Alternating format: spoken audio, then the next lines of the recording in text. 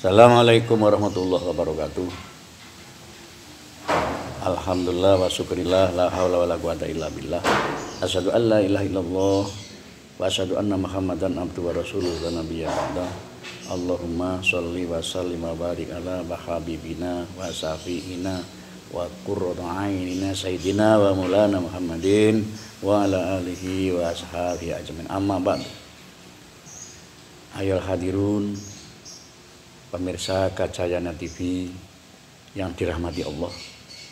Alhamdulillah kita diberi oleh Allah kesempatan untuk bermuwajahah, untuk saling bersapa melalui media Gajayana TV yang penuh berkah ini. Mudah-mudahan kita diberi Allah Subhanahu wa taala anugerah yang berupa rahmat, berupa nikmat untuk menyempurnakan ibadah puasa kita. Pemirsa Gajayana TV yang berbahagia, kali ini saya ingin mengajak pemirsa semuanya untuk sedikit mengkaji tentang kenikmatan-kenikmatan yang disiapkan Allah melalui puasa ini, puasa Ramadan. Manusia yang dicari memang kenikmatan, mulai kecil, cower, bahkan dalam perut. Kalau bayi itu merasa tidak nyaman, mesti akan berubah posisi. Bayi yang normal misalnya kepalanya di bawah, tapi kalau di bawah itu misalnya dia terganggu, suhunya terlalu tinggi, mungkin ada infeksi, mungkin di situ space-nya kurang, terjepit, maka bayi akan cari posisi yang aman dan nyaman. Jadi bayi belum pernah sekolah, tapi sudah diberi oleh Allah insting untuk apa? Menyelamatkan diri berdasarkan apa? Sensor-sensor kenyamanan itu, nyaman dan aman. Misalnya lagi kok di dalam darah ibunya tuh banyak zat-zat kimia yang itu bisa menghambat pembelahan sel pertumbuhan bayi. Padahal selama dalam kandungan bayi itu kan makan minumnya itu kan sambung dengan darah ibu. Jadi kalau darah ibunya itu banyak toksin, mungkin sakit diabetes atau minum alkohol sehingga darahnya banyak polusi, maka bayi akan menyensor itu, menyeleksi itu. Semakin banyak polusinya berarti semakin banyak yang di stop. Bayi terancam, tidak akan mau dimasuki zat-zat yang merusak dirinya. Bahkan sampai terjadi keguguran misalnya, seperti itu. Setelah lahir suhu terlalu dingin, bayi akan bereaksi. Makanan yang mengganggu lidahnya juga akan bereaksi untuk menghindar. Ada cahaya yang mengganggu penglihatannya, bayi akan langsung spontan menghindar. Padahal belum pernah bayi itu sekolah, tapi sudah dibekali oleh Allah menyelamatkan diri. Apalagi sudah dewasa, maka tambah ilmu pengetahuan, ketajaman pikiran dan perasaannya itu akan membuat kita jadi lebih peka untuk memperoleh atau mencapai keselamatan, kenyamanan, dan kenikmatan.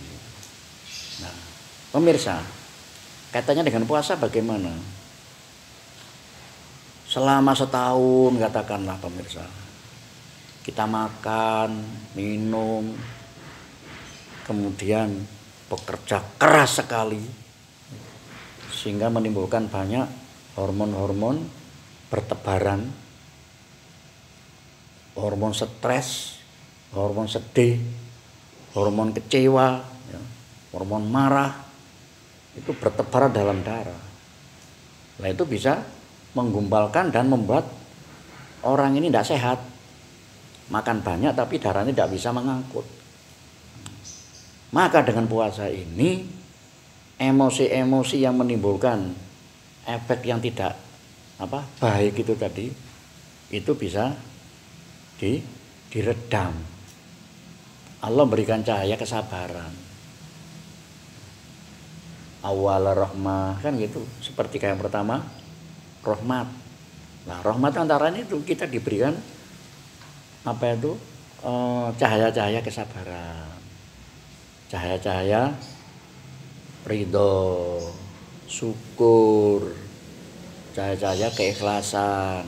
Dilatih kita itu setiap harinya, setiap jamnya, setiap detiknya oleh Allah Subhanahu wa taala melalui ibadah puasa ini, menahan pikiran, pandangan yang menimbulkan maksiat, pendengaran yang bisa menimbulkan maksiat, penciuman yang bisa mengganggu kesehatan, mengganggu ketenangan jiwa.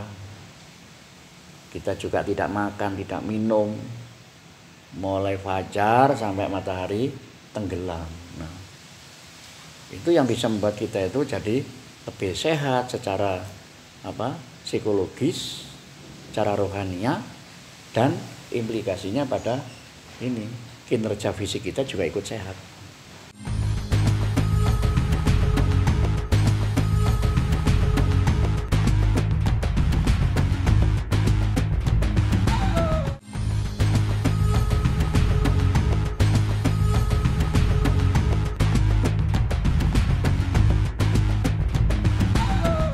Dengan puasa kita istirahat ya. Tidak makan, tidak minum selama 12 jam. Katakanlah 12 jam atau 15 jam.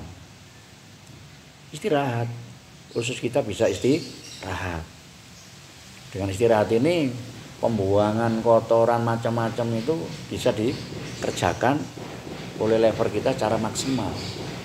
Kalau ada yang luka bisa ditambal.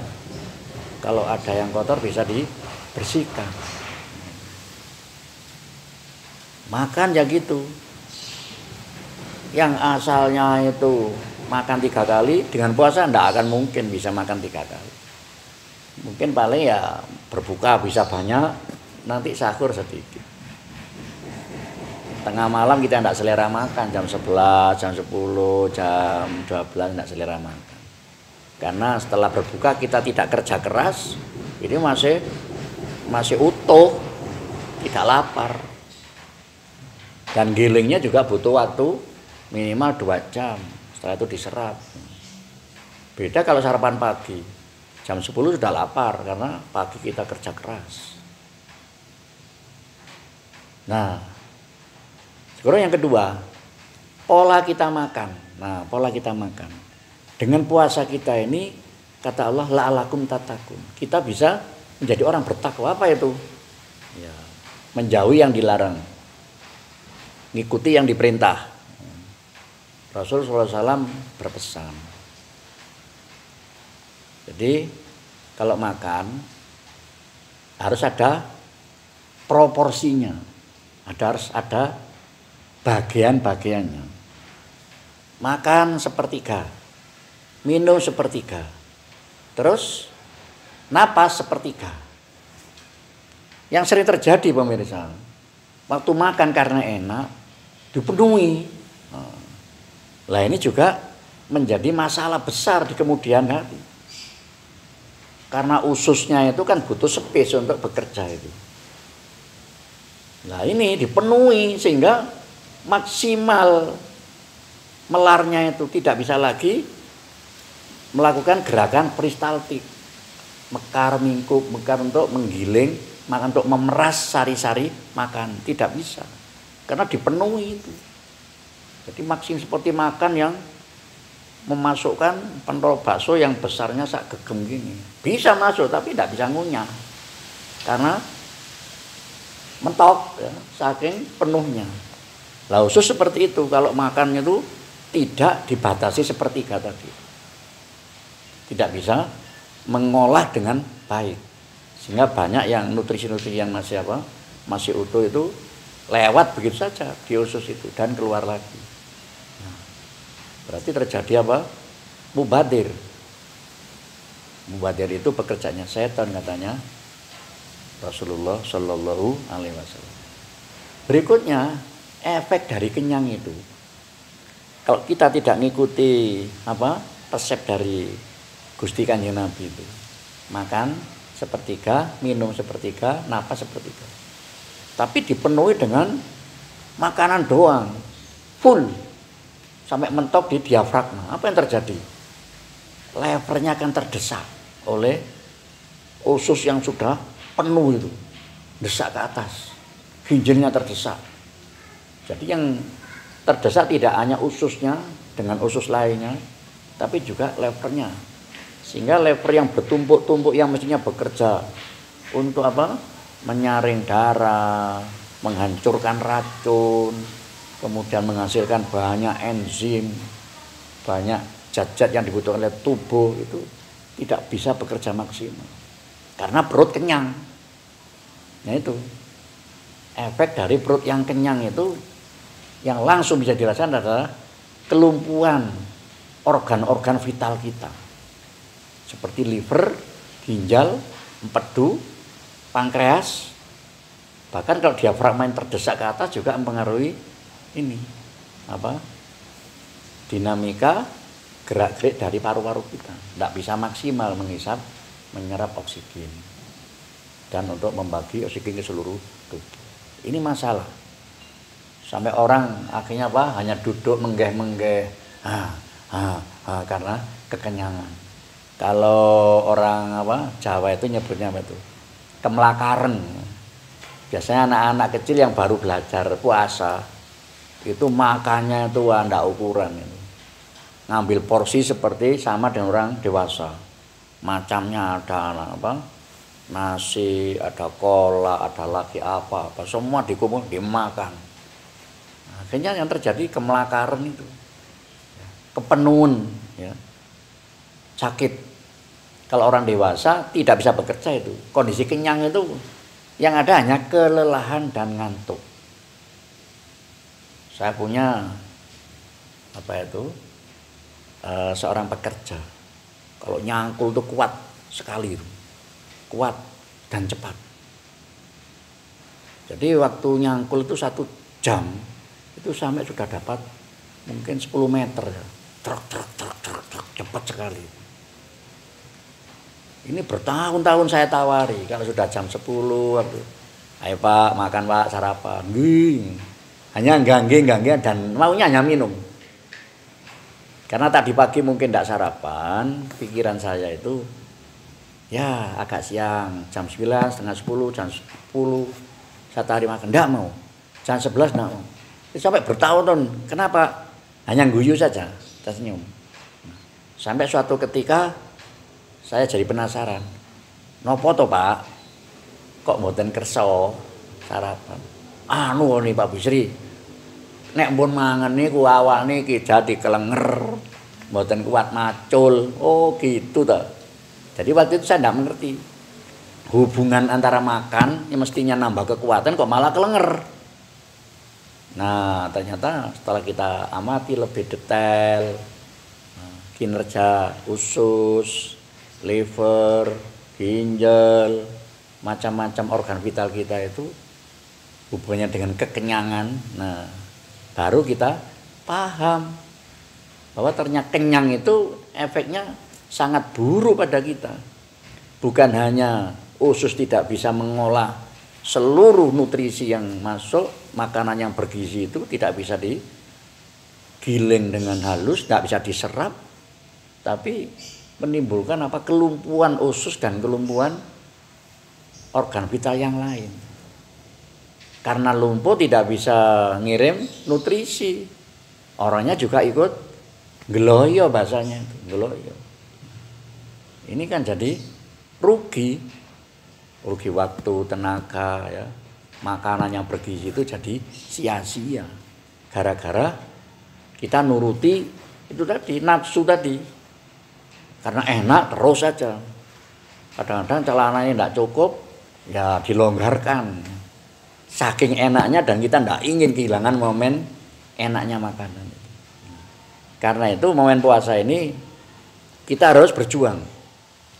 Berlapar-lapar aja kita kuat. Masa kita mengurangi makanan yang tadinya penuh tinggal separuh, tidak kuat. Dengan niat ibadah.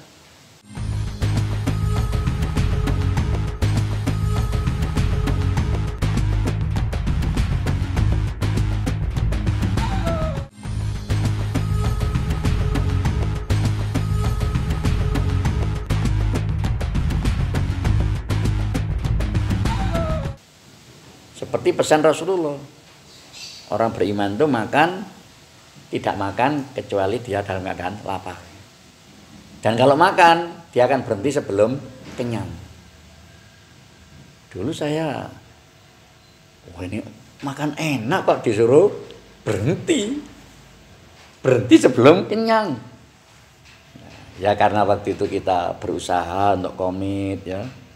Kita tidak berani komplain terhadap matan pernyataan atau tulisan dari hadis itu. Apa sudah tulis di situ, wah ini Sahih Bukhari, Muslim atau Tirmidzi, Ibnu Majah. Kita nggak berani. Jangan-jangan kita yang belum paham. Ataukah itu amalia dari orang-orang yang khusus? Nah, kita ini orang-orang biasa. Apakah mampu seperti itu? Berhenti makan sebelum kenyang. Justru merasa enak itu semangat-semangatnya, sih cukup terus. Setelah kita melajari ternyata benarlah ya sabda Rasulullah itu. Kita ini orang tidak makan kecuali lapar. Apa artinya? Kalau perut ini kosong bisa menikmat makan itu.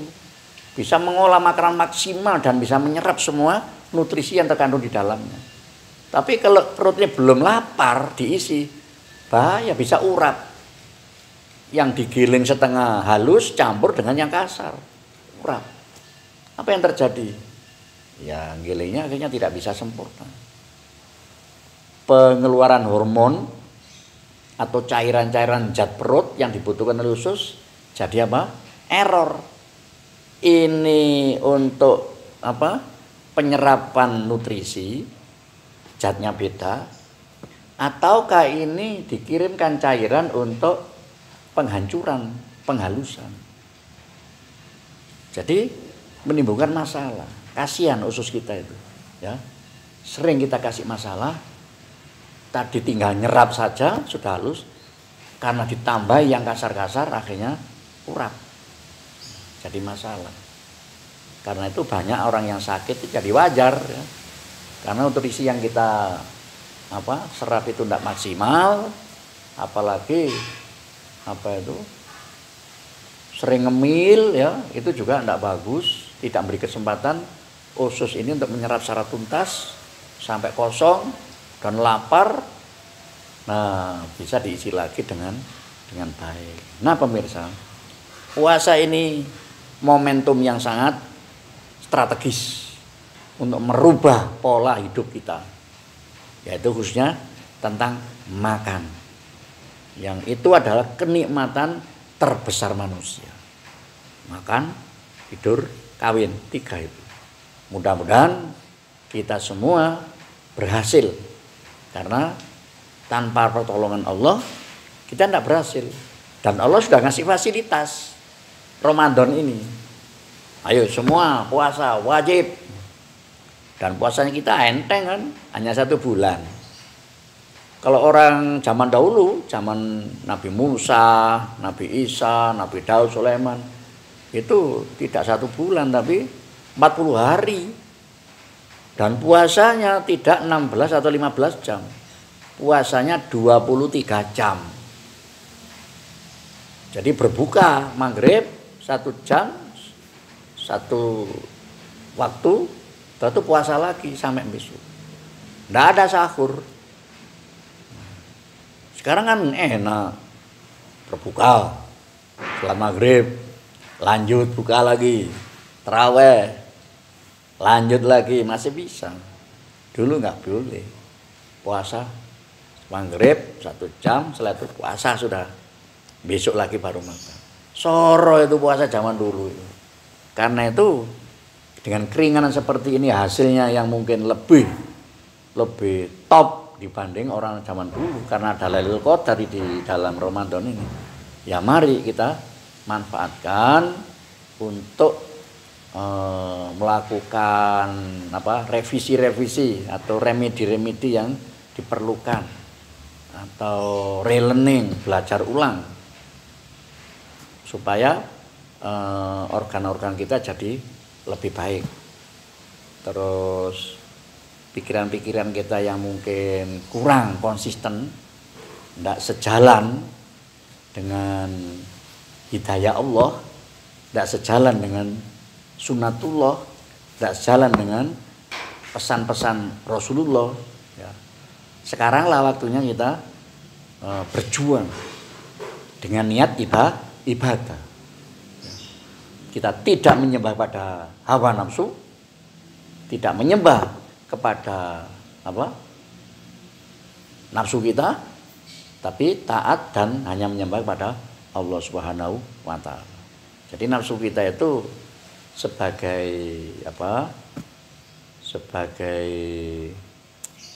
pengingat bahwa kita butuh air, dikasih haus, dikasih kenikmatan segarnya air. Lapar, kita perlu makan, nikmatnya makanan. Tapi kita tidak boleh nuruti nafsu ini secara total semuanya. Kita harus memperhatikan pesan-pesan Rasulullah itu tadi. Makan kalau lapar, berhenti sebelum kenyang. Banyaknya sepertiga makan, sepertiga minuman, sepertiga untuk nafas. Saya kira cukup itu. Mudah-mudahan ada manfaatnya. Subhanallah wa bihamdihi asyhadu an la ilaha illa anta astaghfiruka wa atubu ilaik. Semoga diterima ibadah kita hari ini. Assalamualaikum warahmatullahi wabarakatuh.